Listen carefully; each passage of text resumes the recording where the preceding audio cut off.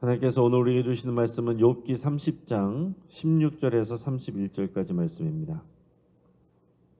욥기 30장 16절에서 31절까지 말씀을 저와 여러분이 교독하겠습니다.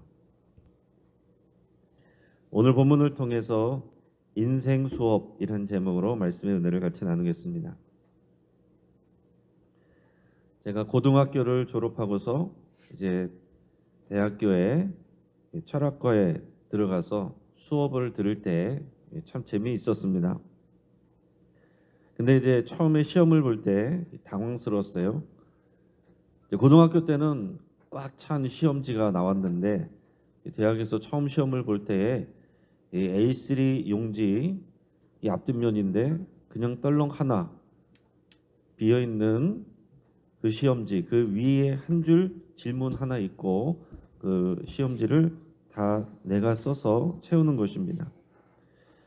그동안 이제 고등학교 때까지는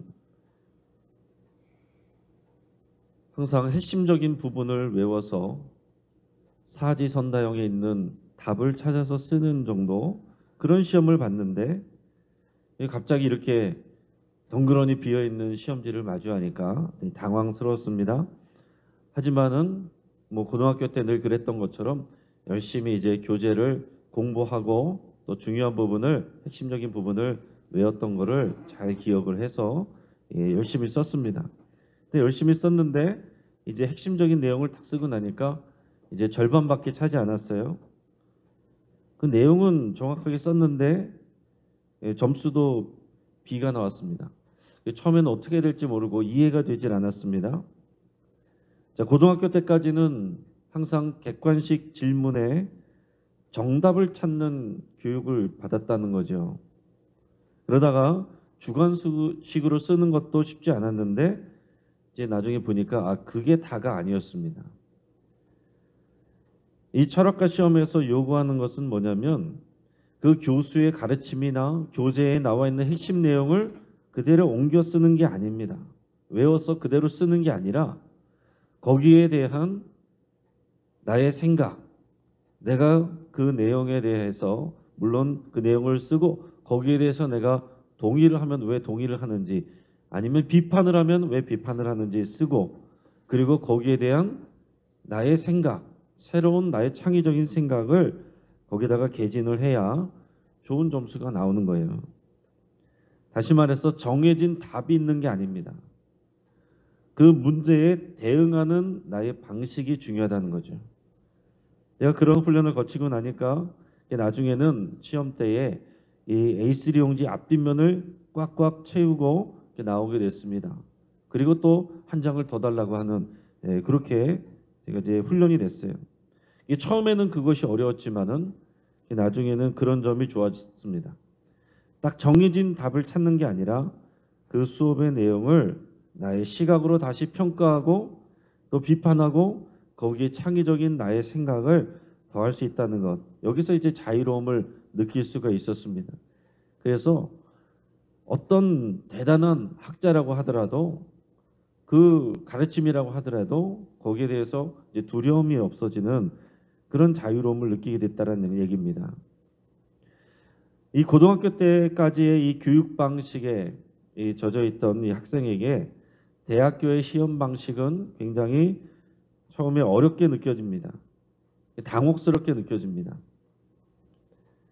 근데 그에 맞춰서 훈련되고 나니까 그 어려움 때문에 처음에는 힘이 들었지만은 그것을 지나고 나니까 성숙하게 되더라, 발전하게 되더라라는 얘기입니다. 만약에 제가 편하고 익숙한 대답만 찾아간다면 그 이상의 발전은 없었을 거예요. 여러분, 우리 인생도 마찬가지입니다.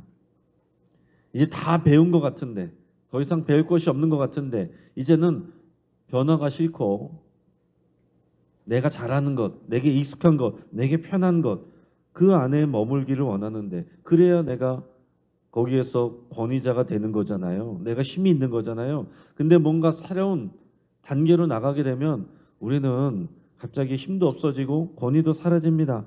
그렇기 때문에 뭔가 도전이 하는 것이 두려워지고 항상 우리에게 익숙한 곳에 있기를 원하지만 하나님은 우리 인생 가운데 새로운 도전 과제를 주십니다.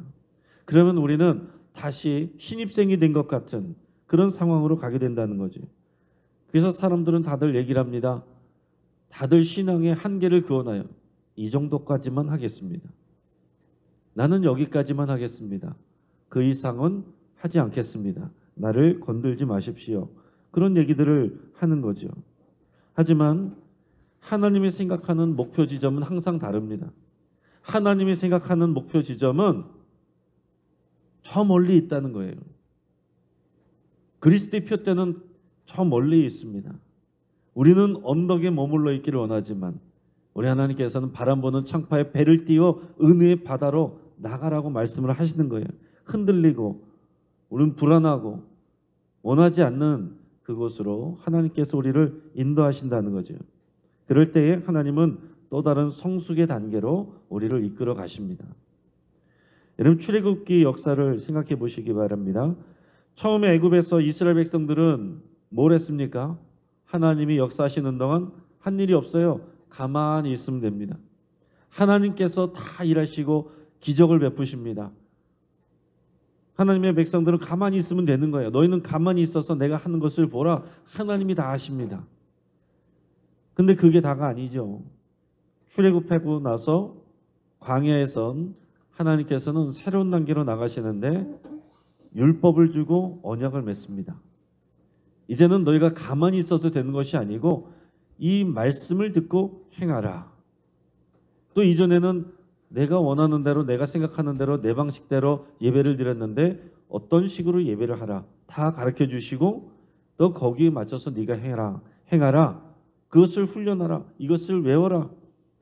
그런 규율을 주신다는 거예요. 그럼 이전보다 삶이 자유롭지가 않죠. 그리고 하나님께서 언제 어디로 갈지 가르쳐 주시지 않습니다. 구름기둥, 불기둥이 떠오르면 가고 멈추면 서고 이 주권을 하나님께 드리는 훈련을 받는 거예요. 광야에서 모든 나의 주권을 하나님께 맡기고 하나님을 신뢰하는 그런 훈련을 받는 것입니다. 거기에서는 기적이 줄어들어요. 애굽에 있을 때보다 기적이 줄어들었습니다. 그래도 매일 아침 만나가 내립니다. 그리고 나머지는 내가 율법을 따라서 내가 그것을 스스로 지키는 단계로 갔다는 얘기예요. 그런데 약속의 땅으로 들어가면 어떻습니까? 기적의 내용이 별로 없어요. 하나님의 약속의 땅으로 갔는데 거기서는 하나님이 일하시는 것 같지 않습니다. 하나님이 일하신 내용이 나오지 않고 이제 하나님의 백성들이 하나님의 대리자가 돼서 약속하신 땅으로 가서 가나안 족속하고 싸워서 그 땅을 차지해야 되는 것이 숙제가 남아있는 것입니다. 내가 해야 되는 거예요. 그러니까 여러분, 이스라엘 백성들은 계속 뭐라고 얘기합니까? 그 불신앙이 뭐였어요? 나 불편하다. 이전의 삶으로 돌아가고 싶다. 그때가 차라리 편했다. 종되었던 때, 포로되었던 때, 그때는 주는 거 그냥 받아먹기만 하면 되거든요. 거기에 익숙해 있는 것입니다. 노예 근성이 배어 있는 거예요. 근데 이제는 자율적으로 되고 내가 스스로 하나님의 말씀을 지켜 행해야 되고 더 나아가서는 내가 나가서 적들과 싸워야 되고 그것을 차지해야 되고 부담스럽다는 거죠. 그러나 하나님께서는 왜 그렇습니까? 하나님께서는 그 약속의 땅으로 데려가시기를 원하시고 그리고 하나님의 백성들을 종으로 삼으시려고 하는 게 아닙니다. 노예로 삼으시려는 게 하나님의 목적이 아니에요. 하나님은 하나님의 구속사, 하나님의 구원 역사의 파트너로 우리를 성숙하게 하기를 원하시는 겁니다. 백성들은 계속 말하는 거예요. 하나님, 나는 그렇게까지 원하지 않습니다. 나는 내가 원하는 것만 채워주시면 됩니다. 나는 예전 삶이 좋습니다. 그러나 하나님은 아니라고 그러는 거예요. 계속해서 광야에서 돌리시면서 훈련시키시고 우리를 하나님과 그 언약의 관계로 하나님의 구속사의 파트너로 우리를 세워가신다는 거죠. 욥도 마찬가지입니다. 하나님을 경외하고 의로운 삶을 살았던 욥에게는 부족함이 없는 형통이 주어졌어요. 그게 규범적 지혜라고 그랬죠. 하나님의 말씀대로 살 때 하나님께서 은혜를 주시고 형통케 하셨습니다. 그 완전히 규범적 지혜의 모델이 되는 사람이 욥이었습니다. 자, 이대로 영원히, 이게 욥의 마음이었겠지만 거기가 끝이 아니었다라는 거예요. 어느 날 이해 못할 고통이 연달아서 찾아옵니다. 모든 갖고 있는 것들을 다 잃어버립니다. 자녀들을 다 잃어버렸습니다. 몸이 병들었습니다. 친구들과 주변 사람들은 자신을 비판하고 공격합니다. 판단합니다. 그래서 욥은 더 힘들어요. 그 과정이 너무나도 괴롭지만 욥은 이런 하나님의 주권을 인정하고 있어요. 그러면서 죄책감에 빠지지 않습니다. 친구들은 계속 너의 죄를 돌이켜봐라. 네가 잘못해서 하나님께서 치신 거야. 그러나 욥은 아니라고 말합니다. 하나님은 그렇게 하신 게 아니다. 그러나 하나님께 자유가 있고 주권이 있으시기에 나는 그 까닭을 모르지만 하나님께서 이 고난을 허락하셨기 때문에 나는 이 고난을 받고 있는 거다. 그러나 너무 괴롭다. 이렇게 말하고 있는 거예요. 그러면서 죄책감에 빠지지도 않고 등을 돌려 신앙의 자리를 이탈하지도 않습니다. 하나님이 계시다면 이럴 수가 없어. 그렇게 말하지 않아요. 하나님이 내게 주신 거라고 말하고 있습니다. 여러분, 이게 결코 쉬운 일이 아닙니다. 그 고통을 호소하면서도 욥은 받아내고 있다는 거예요. 피하고 있지 않다는 얘기입니다. 이게 굉장히 중요한 부분이에요. 많은 분들이 내가 잘 될 때는 내 믿음이 좋은 것처럼 하다가 이해할 수 없는 어려움이 오면 그 자리를 떠나버립니다. 사람들과의 관계에 있어서도 내가 인정을 받을 때는 열심히 하다가 조금이라도 싫은 소리 들으면 등을 돌려버립니다. 그 자리를 떠나버립니다. 그거는 하나님의 인도하심을 받는 게 아니에요. 내가 주인 노릇하는 것입니다. 하나님은 내가 불편한 그곳에 바람 부는 그 창파에 배를 띄우고 은혜의 바다로 나오라고 말씀을 하시는 겁니다. 우리 현실에서 욥기가 우리에게 중요한 이유는 우리에게 이런 일들이 언제나 있기 때문에 그렇습니다. 예배 열심히 드리고 신앙생활 열심히 하고 봉사 많이 하고 기도 많이 했다고 그대로 하나님께서 더 형통하게 하시는 것만이 아니다라는 거죠. 어떤 분들은 신앙생활 열심히 했는데 참 어렵게 사시는 분들이 있고 질병에 걸리는 분들이 있습니다. 그런 사람들은 생각합니다. 하나님께서 치셨을 거야. 뭔가가 잘못한 게 있을 거야. 어느 순간 우리가 욥의 친구들이 된다는 얘기죠. 또 반대로 내가 그랬을 때는 그렇게 생각하기도 한다는 것입니다. 또 다른 사람들이 그랬을 때 우리는 욥의 친구처럼 그렇게 판단하고 비판하기도 합니다. 또 내가 형통할 때는 내가 신앙이 좋아서 그런 것처럼 그렇게 착각할 때도 있어요. 그래서 여러분, 우리가 형통할 때는 하나님의 은혜를 누리면서 감사를 들으시고 이해할 수 없는 고통의 밤이 찾아올 때는 지혜를 배우시기를 바랍니다. 욥을 기억하시기를 바라요. 그래서 욥의 고백과 질문을 우리 스스로에게 적용을 해야 됩니다. 그리고 또한 다른 사람들도 그런 시선으로 우리가 바라볼 수 있는 것, 그것을 우리가 배워가고 있는 것입니다. 자, 욥은 오늘 본문 앞에서 보면 1절과 9절에서 처음에 그러나 이제는, 그리고 9절에서 이제는 그랬는데 오늘 16절을 시작하면서도 똑같이 이제는 이렇게 시작하고 있습니다. 자, 여기서 이 16절에서 이제는, 이것은 욥의 시선이 전환되는 거예요. 자, 그 앞에서는 나를 괴롭히고 있는 사람들, 그 사람들에 대해서 말을 했는데 이제 그 시선을 돌려서 이제는 내 안에 있는 고통, 거기에 집중하고 있습니다. 그리고 그것을, 고통을 호소를 하고 있어요. 애가를 부르듯이 고통을 호소를 하고 있습니다. 오늘 본문의 16절에서 19절까지 말씀을 같이 읽겠습니다. 이제는 내 생명이 내 속에서 녹으니 환난 날이 나를 사로잡음이라. 밤이 되면 내 뼈가 쑤시니 나의 아픔이 쉬지 아니하는구나. 그가 큰 능력으로 나의 옷을 떨쳐버리시며 나의 옷깃처럼 나를 휘어잡으시는구나. 하나님이 나를 진흙 가운데 던지셨고 나를 티끌과 재 같게 하셨구나. 아멘. 자, 욥은 자신의 고통을 육체의 고통을 이렇게 표현합니다. 근데 육체의 고통만을 말하고 있는 것이 아니고 사실은 이 육체의 고통이 그 내면의 고통이기도 한 것입니다. 그 내면의 고통을 육체의 고통으로 지금 표현을 하는 거예요. 나는 지금 내 안에서 생명이 녹고 있다. 이렇게 표현합니다. 난 다 죽어가고 있다. 이런 얘기죠. 환난 날이 나를 사로잡음이라. 환난이 나를 사로잡고 있어서 나는 다 죽어가고 있다. 내 생명이 녹고 있다. 이렇게 표현합니다. 자, 그러면서 뭐라고 말합니까? 밤이 되면 내 뼈가 쑤시니 나의 아픔이 쉬지 아니하는구나. 이 공감되는 분들도 계시죠. 계속해서 뼈가 쑤시는, 나이가 들어갈수록 여기저기 뼈가 쑤셔서 앉아있기도 힘들고 서있기도 힘들고 구부리기도 힘들고 그렇게 어려운 분들이 많이 있습니다. 근데 이것을 직역을 하면 이렇게 됩니다. 밤이면 누군가 내 뼈마디에 구멍을 뚫는 것 같다. 나를 아작아작 씹어먹는 자들은 쉴 줄을 모르는구나. 자, 이게 무슨 얘기냐면 내가 그냥 뼈가 이상이 있어서 밤마다 뼈가 아프다는 정도의 이야기가 아니라 앞에서 나를 괴롭히는 사람들이 흙을 씹어먹는다 이렇게 표현을 했는데 여기서 똑같은 표현을 쓰는 겁니다. 사실은.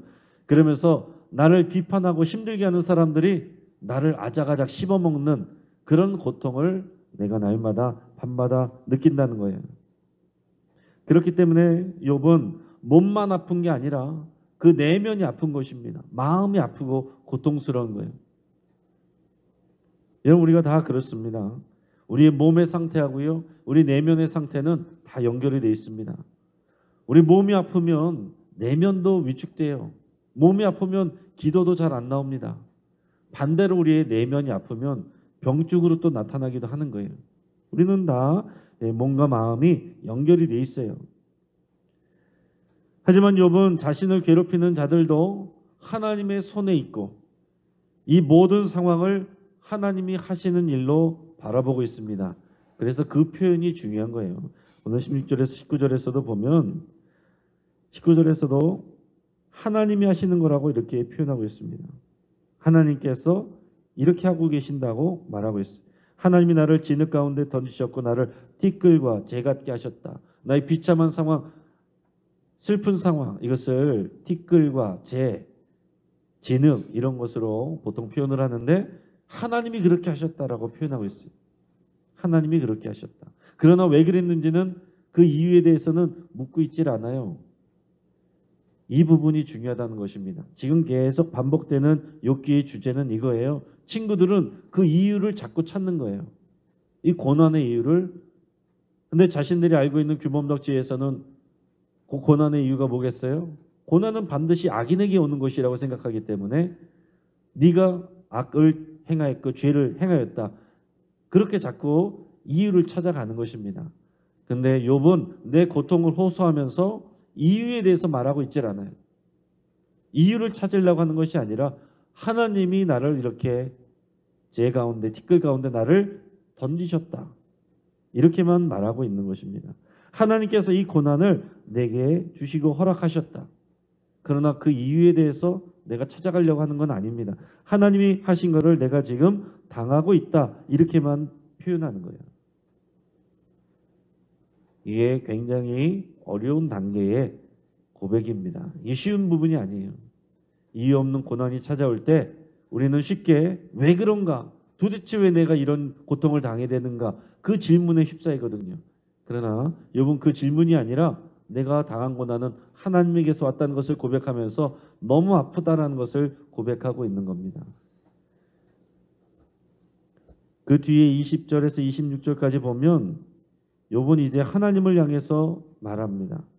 이제 지금 앞에서는 내 안에 있는 이 고통을 호소하면서 넋두리처럼 얘기를 했다면 20절에서 26절에서는 하나님을 향해서 내 고통스러운 마음과 질문을 던지는 내용이 나오는 겁니다. 그 중에서 20절에서 23절까지 한번 같이 읽겠습니다. 내가 주께 부르짖으나 주께서 대답하지 아니하시오며 내가 섰사오나 주께서 나를 돌아보지 아니하시나이다. 주께서 돌이켜 내게 잔혹하게 하시고 힘있는 손으로 나를 대적하시나이다. 나를 바람 위에 들어 불려가게 하시며 무서운 힘으로 나를 던져 버리시나이다. 내가 아나이다. 주께서 나를 죽게 하사 모든 생물을 위하여 정한 집으로 돌려보내시리이다. 아멘. 자, 하나님은 욥이 부르짖어 기도해도 자신이 기도해도 대답하지 않으신다라고 이렇게 말하고 있습니다. 내가 하나님 앞에 서 있는데 하나님이 나를 돌아보지 않으신다. 나를 투명 인간 취급하는 것 같다라는 거예요. 왜 그러실까요? 하나님이 그러실 수 있는 겁니다. 성경에서 분명히 너는 내게 부르짖으라. 그럼 내가 너에게 크고 비밀한 것을 보이리라 그러셨는데, 기도하면 응답하신다라고 그랬는데, 욥이 내가 주께 부르짖으나 내게 대답하지 않으시고 내가 주 앞에 서 있으나 나를 외면하신다라고 표현합니다. 어떻게 그럴 수가 있습니까? 혼돈이 오는 거죠. 그러나 그럴 수 있다는 것입니다. 그것을 우리가 욥기에서 배워야 된다는 거예요. 그럴 때가 있다는 거예요. 하나님은 우리를 초급반에서 성숙자반으로 인도해 가고 계신 겁니다. 객관식의 정답만 찾으면 되는 쉬운 단계에서 이제는 내가 생각하고 방황하고 몸부림치면서 그 답을 찾아가는 그 단계로 하나님께서 이끌어 가신다는 겁니다. 신앙의 위인들은 다 한결같이 하나님이 침묵하시는, 계시지 않은 것 같은 영혼의 깊은 밤을 다 경험을 했습니다. 우리도 다 그런 때가 있는 거예요. 어떻게 이럴 수가 있어? 라고 할 때에 그럴 수가 있구나 하는 것을 여러분 꼭 기억하시길 바랍니다. 욥도 그랬구나. 그것을 우리가 알아야 되는 거예요. 욥은 계속해서 하나님이 나를 이렇게 하고 계신다라고 표현하고 있어요. 나의 대적자가 되신 것 같고 나를 죄인처럼 바람에 불려가게 하시고 무서운 힘으로 나를 던져버리고 있다고 말합니다. 그리고 하나님은 결국은 죽음으로 인도할 것이다. 이렇게 표현해요. 오늘 본문에 보면 모든 생물을 위하여 정한 집으로 돌려보내신다는 것이 죽어서 모든 생물이 가는 그곳, 스오를 얘기하는 거죠. 결국 나를 이렇게 하시다가 죽게 하실 거다 이렇게 표현합니다. 그러면서도 여러분 중요한 것은 뭐냐면 우리가 잘 발견할 수가 없는 게 뭐냐면 그러면서도 욥은 하나님이 왜 그러시는지 그 이유에 대해서 말하려고 하질 않아요. 그 이유에 대해서 찾으려고 하는 게 아닙니다. 그저 하나님께 질문할 뿐이에요. 그 질문이 24절입니다. 같이 읽겠습니다. 그러나 사람이 넘어질 때에 어찌 손을 펴지 아니하며 재앙을 당할 때에 어찌 도움을 부르짖지 아니하리까. 이것은 질문인데 하나님 누군가 넘어지면 도와줘야 되는 건 아닙니까? 소리치면 손을 내밀어줘야 되는 것 아닙니까? 그게 당연한 것 아닙니까? 왜 하나님 그렇게 하지 않으십니까? 질문을 하는 거예요. 그러면서 25절 26절 같이 읽어보겠습니다. 고생의 날을 보내는 자를 위하여 내가 울지 아니하였는가? 빈궁한 자를 위하여 내 마음에 근심하지 아니하였는가? 내가 복을 바랐더니 화가 왔고 광명을 기다렸더니 흑암이 왔구나. 아멘. 자, 이게 이해가 안 되는 거죠. 25절에 보면 고생의 날을 보내는 자들, 힘들게 지내는 사람들을 그들을 위해서 내가 울어줬습니다. 빈궁한 자를 위해서 내 마음에 근심을 하며 그들을 도와줬습니다. 그러면 어떻게 돼요? 인과응보적인 규범적 지혜대로 하면 하나님께서 나를 돌보셔야 되는데 26절에 내가 복을 바랬는데 화가 왔고 광명을 기다렸는데 흑암이 와버렸어요. 이해가 안 되는 상황인 것입니다. 그러면서 질문만 던지는 거예요. 왜 그러는지 그 이유를 따져 물으려는 것이 아니고 하나님 이런 어려움을 주셨으면 그래도 내가 부르짖을 수밖에 없고 부르짖으면 나를 도와줘야 되는 것 아니겠습니까? 도와달라고 말을 하는 것입니다. 여러분 우리가 그럴 때가 있습니다. 우리가 기도를 하는데 기도에 응답이 없고 상황이 더 나빠질 때가 있어서 마음이 흔들릴 때가 있습니다. 우리 주변에도 그런 분들 계십니다. 그럴 때마다 여러분 욥을 기억하시기를 바랍니다. 욥은 어떤 증거 없이도 하나님 앞에 이렇게 답을 찾아 나가고 있는 거예요. 여러분 예수님을 기억하시길 바랍니다. 예수님도 십자가에서 나의 하나님 어찌하여 나를 버리시나이까? 이렇게 외치셨어요.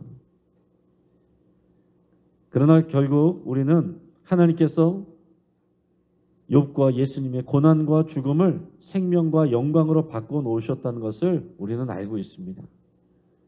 그러면 우리는 욥을 기억하고 예수님을 기억하면서 우리의 인생의 수업에 여러분 믿음으로 여러분 대응하시기를 바라고 축복합니다. 같이 한번 기도하겠습니다. 오늘 말씀을 붙잡고 함께 기도할 때에 하나님과 하나님의 역사를 내 생각과 내 계획에 가둬두지 않기로 여러분 결단하며 기도할 수 있길 바랍니다. 하나님은 내 수준 안에서, 내 생각 안에서, 내 계획 안에서 움직이시는 분이 아닙니다. 그 하나님을 여러분 인정해 드리시길 바랍니다.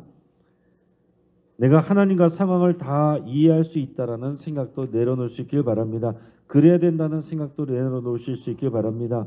이해되지 않는 하나님의 주권과 자유를 인정해 드릴 수 있기를 바랍니다. 내가 이해돼야만 내가 무언가를 하겠다라는 것, 그것도 내려놔야 되는 거예요. 그걸 하나님께서 훈련시키십니다. 우리가 인생 수업 중인 것을 여러분 기억하시고 하나님과 진리를 잘 배워가기를 여러분 결단하시고 기도할 수 있기를 바랍니다. 우리 주변의 환우들을 위해서 같이 간절히 기도하시고 우리 주변에 정말 어려운 병증이 있는 환우들이 지금 욥과 같은 상황이 있는 것이죠. 부르짖어도 하나님께서 대답하시지 않는 것 같고 어려운 가운데 있는 우리 환우들을 위해서 여러분 눈물로 같이 기도해 주시고 저들이 또 시험에 빠지지 않고 흔들리지 않도록 우리가 위에서 함께 기도해 주시고 여러분들의 치유를 위해서 기도하시기 바랍니다. 오늘 예수 영신 성경 강좌와 수요 예배 구역장 모임을 위해서 함께 기도해 주시고 또 우크라이나와 팔레스타인 땅에 이해할 수 없는 이런 고통과 시련을 당하고 있는 백성들을 위해서 우리 함께 하나님의 구원을 위하여 기도하겠습니다. 우리가 주여